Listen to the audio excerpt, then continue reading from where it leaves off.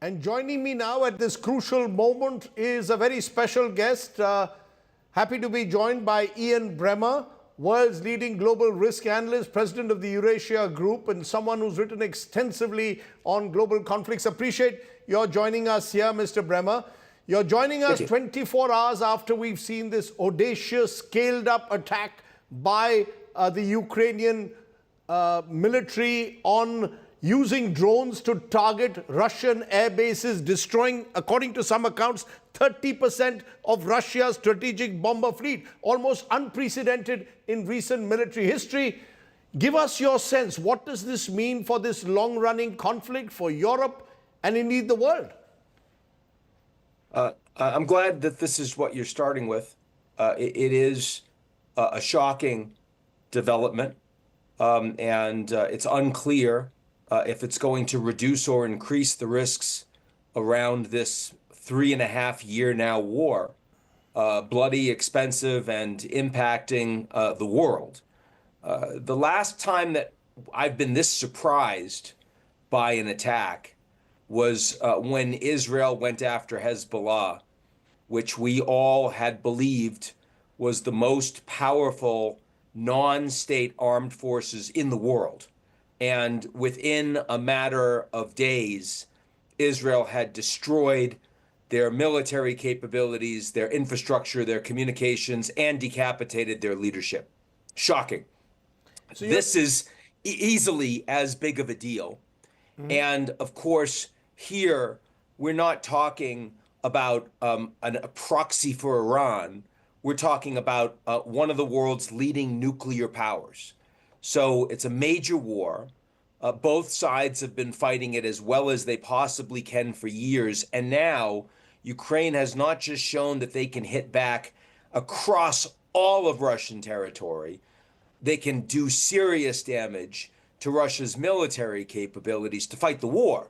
But also, they can undermine Russia's nuclear capabilities, their strategic deterrence capabilities, their second strike capabilities, the balance of power between Russia and the United States, Russia and NATO.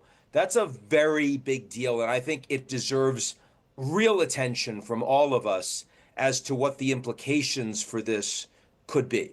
Let's look at those implications, Mr. Bremmer, because you've, in a post only yesterday, said this is both an opportunity and an exceptionally dangerous development. You mentioned briefly the fear that this is, remember, against a country which is nuclear armed, and therefore this is not Hezbollah, this is not a non-state actor, this is the mighty Russians.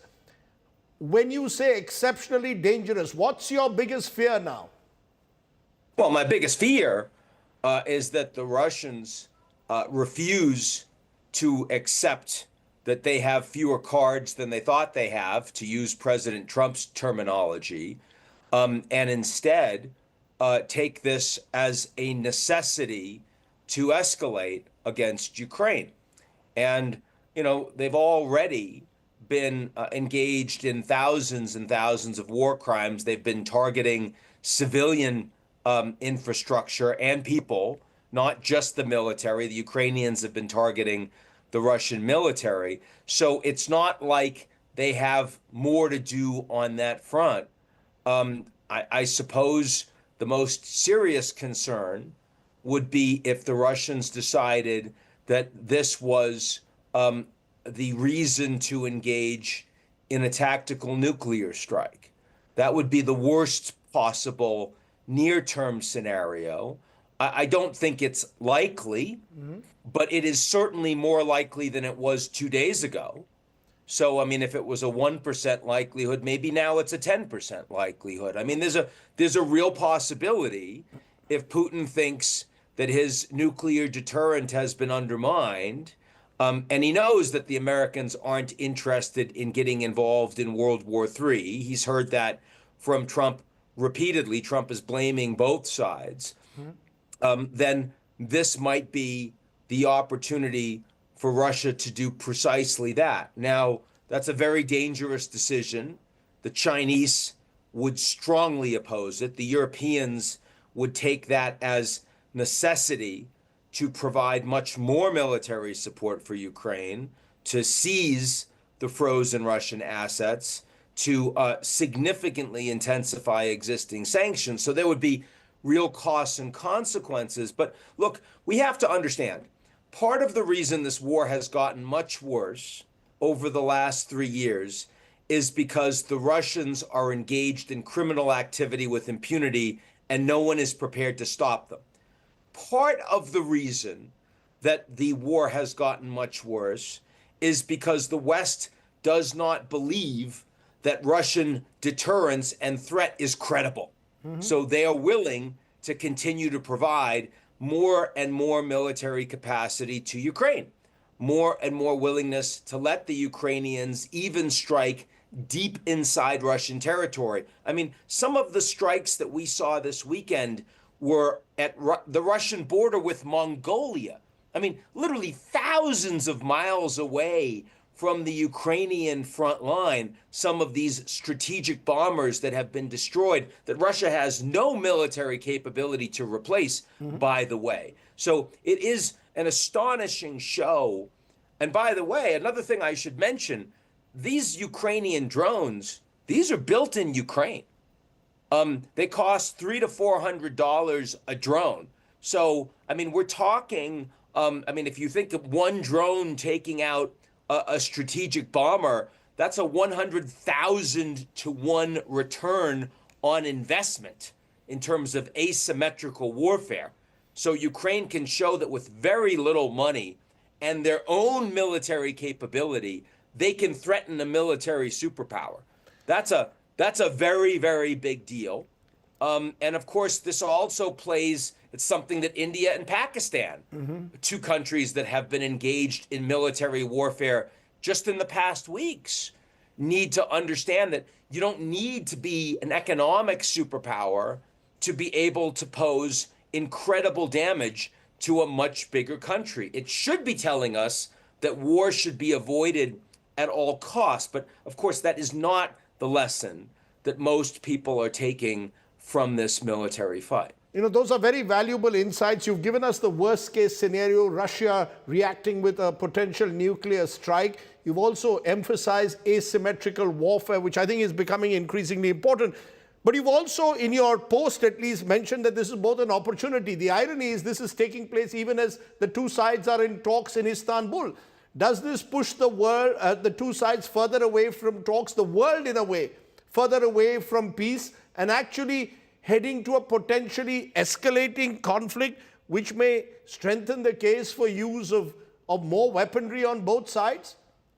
Well, I was being nice. You know, you asked me first to respond to the worst case scenario. So you seem like a nice person. I thought I would answer the question that you asked me. But now we'll look at the other side, which is the opportunity. And that is that a big part of the reason that Putin has felt that he can continue this war for 3.5 years with 1 million Russian casualties is that he doesn't value the lives of his own civilians, and he hasn't felt like there have been serious consequences to him domestically by pursuing this war. The sanctions haven't done it. The military confrontation hasn't done it. He has felt that if he continues to pursue this war, that time is on his side. Well, what the Ukrainians have just shown him is that maybe that was a miscalculation, that maybe this small Ukraine, David to Russia's military Goliath, maybe if Russia keeps pursuing this war, that Russia is not going to be a military superpower anymore. Maybe Russia will be vulnerable to the Americans and the Chinese, who are friends today, but who knows tomorrow. Maybe that this will be a threat to Putin's own personal survival, and that those around him might see that he is the one that is responsible for making the worst strategic decision of Russia's contemporary history, deciding to invade in a war of choice against the Ukraine that was doing nothing wrong but defending itself. So I think that if Putin is prepared to see things clearly, this should be an incentive for him to engage more seriously than he had been heretofore in accepting a ceasefire. Now, just today, Russian diplomats, working level, not high level, are meeting with Ukrainian diplomats, and they are talking about what ceasefire terms should be. They're very far from an agreement. There's no common language right now. They're still talking about things like prisoner exchanges. Today, prisoners that are highly injured, the Russians saying, let's do an all-for-all swap. That's happened before. That's not cause for sudden optimism.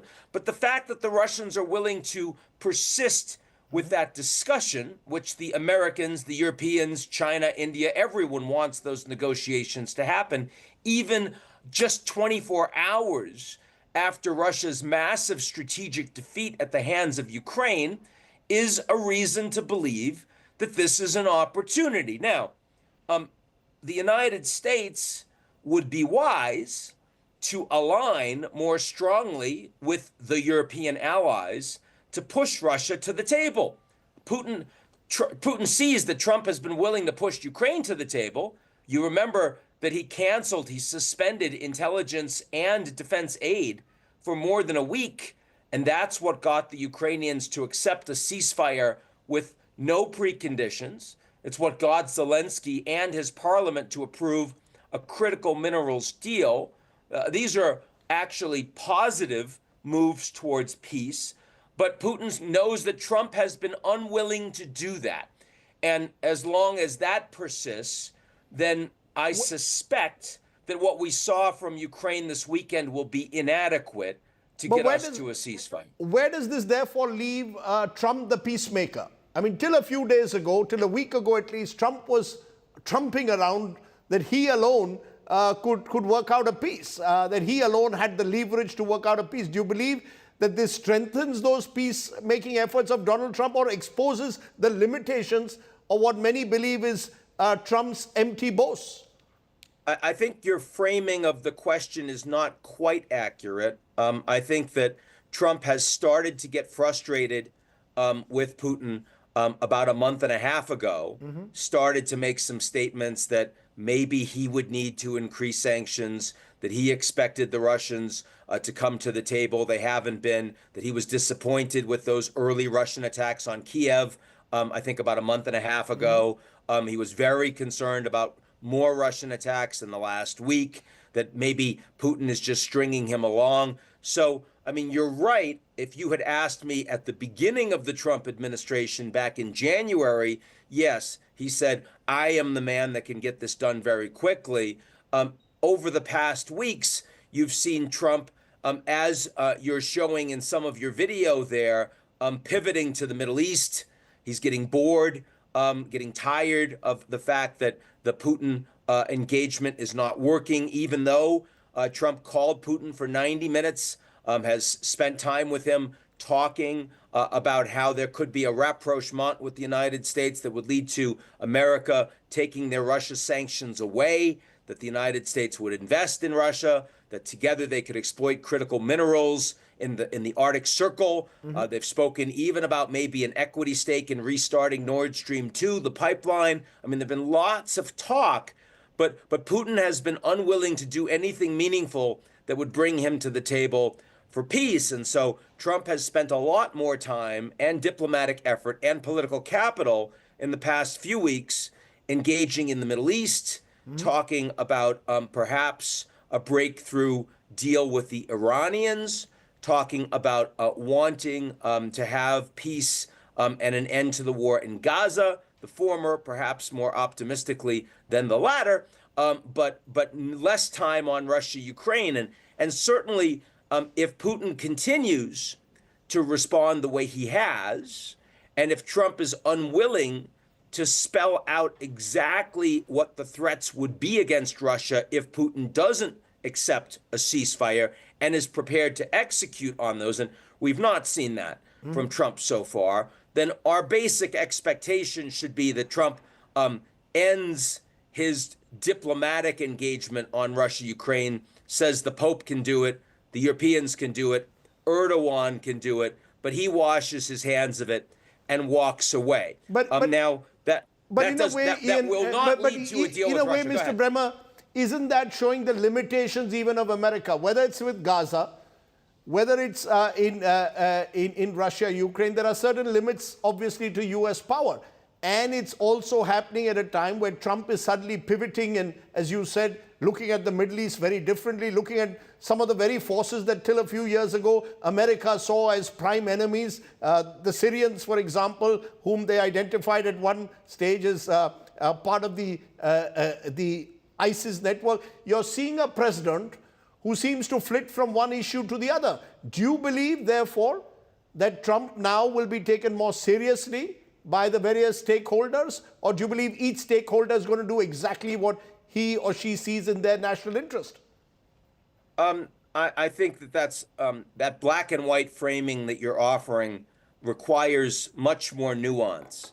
That there are countries that are scared about Trump and that they capitulate quickly when he makes demands. Look at the tariffs and look at how the Mexicans have immediately moved to do everything he's demanded on fentanyl, on border security, on Chinese goods transshipments, you name it, on water delivery. Look at Panama, how they immediately try to force a sale of the Hong Kong firm for the ports to an American firm and say we won't charge the Americans to ship through Panama. Military will take away the fees, even though it hurts the Panamanians.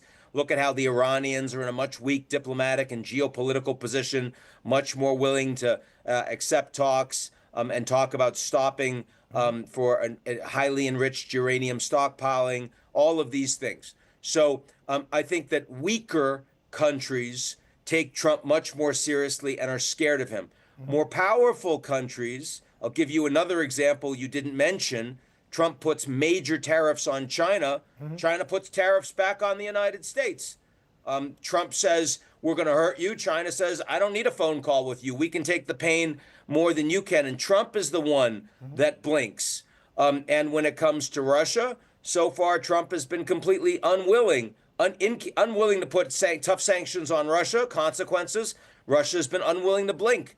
They continue to engage in their war with impunity in Ukraine. Now, of course, this makes a very interesting question. Where is India with the United States? Is India a strong country or a weak country?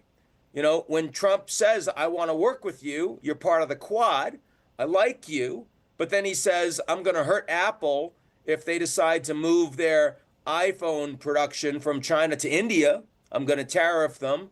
He says, there are going to be trade consequences and other consequences if you don't have a ceasefire with Pakistan. I mean, you know, India is a big economy. It's about to become the fourth, going to pass Japan, fourth largest economy in the world, right? A nuclear power, 1.4, almost 1.5 billion people. But is India a strong country that can stand up to Trump, or are they a weak country? I don't think we know that yet. I don't think Modi has been able to display that. But we've already seen with the India-Pak 87-hour war skirmish, call you wit, Trump announcing the ceasefire, almost claiming that it was a deal that he had done, keeping trade as a carrot. How do you see the way it's all played out? India, Pakistan, the ceasefire, Trump announcing it. What's your sense of what's happened in the subcontinent? I think India is in a more uncomfortable position. I mean, on the one hand, you know, you saw that Secretary of State Marco Rubio announced that there were going to be not just a ceasefire, but ongoing trilateral discussions over Kashmir with the U.S., India, and Pakistan. India denied that. Which India, Mr. Bremmer, has clearly rejected. India seems to suggest that it was Pakistan that wanted the ceasefire. That's right. I was about to say that. So India said no to some of what the Americans demanded. The ceasefire has stuck. I think everyone's glad the ceasefire has stuck. I think it's good for India, Pakistan, and the world. But my point is that I think that there is right now, look, Modi is arguably the most powerful domestic leader of a major democracy in the world today. Over 10 years in place, yes, has now a coalition government, but only two small regional parties. He's able to make domestic and foreign policy pretty much at his will, at a time when other leaders around the world, the Germans, the French, the Japanese, the Americans, the South Koreans, they have much more divided governments, much weaker, not lasting for as long. So Modi is in a position, almost like Claudia Sheinbaum in Mexico, to sort of do everything he says he's going to do. He can follow through on it. But India is not China. India is not the United States. It is geopolitically much weaker. And so I think that there's still a lot of uncertainty about to what extent the Indians can and will really stand up to Donald Trump and the Americans if and when the Americans say, we're making some demands of you that you aren't going to like. And that's a very interesting question. You keep mentioning China. Is China to be seen as primary threat in a way to India as well? There's a belief that China is the one which has been, even in Operation Sindoor, the war that took place between India and Pakistan, the Chinese were the ones behind the Pakistanis. Should, from an Indian perspective, we be seeing China as our major threat at the moment? I think the world is becoming much more complicated than that. China, of course, is the military backer of Pakistan, and that is obviously a very serious problem for India. But China is also an incredibly important trade partner for India. And a lot of the goods that go to the rest of the world from China go through India and have value added in India. And India and China, as we've seen from the last face-to-face meeting that Modi and Xi Jinping have had, desire a relationship of stability with each other, don't want to be fighting over their own contested border, and also both want a stable world. They're both part of the BRICS. They're both members in good standing of the G20. They play leadership roles in multilateral institutions that the United States has been showing less interest in under President Trump. So yes, of course, China is a competitor, is an adversary in Asia, which is India's backyard. So those things are important, and India and China compete not just on Pakistan, but for influence in places like Sri Lanka and the Maldives and Bhutan and all over the region. That's really important. Can I therefore conclude by asking you, I just have a minute, given what you've seen that's happened in the last 24 hours, these Ukrainian audacious, unprecedented drone attacks, what we've seen in Gaza, the continual bombing by Israel, often of innocent, unarmed civilians, what we saw in the subcontinent, is the world in a more dangerous place today, Mr. Bremmer, than it was a few months ago? Absolutely. It's what I call a G0 world. That's a geopolitical recession. It's a bus cycle where the United States increasingly is not the global policeman, the architect of global trade, the promoter of rule of law or democracy, but no other country or groups of countries are willing and capable to replace the Americans. That is a place where we see much more impunity. It's much more dangerous. It's much more unstable. It's much more uncertain. On that note, Mr. Bremmer, for giving us this comprehensive global picture and really detailing it for us, I really appreciate you joining us at this critical point in a way for the world, as we've seen in the last 24 hours. Thank you so much, Mr. Great Bremmer, talking for to you, joining Pearl. me. Be good.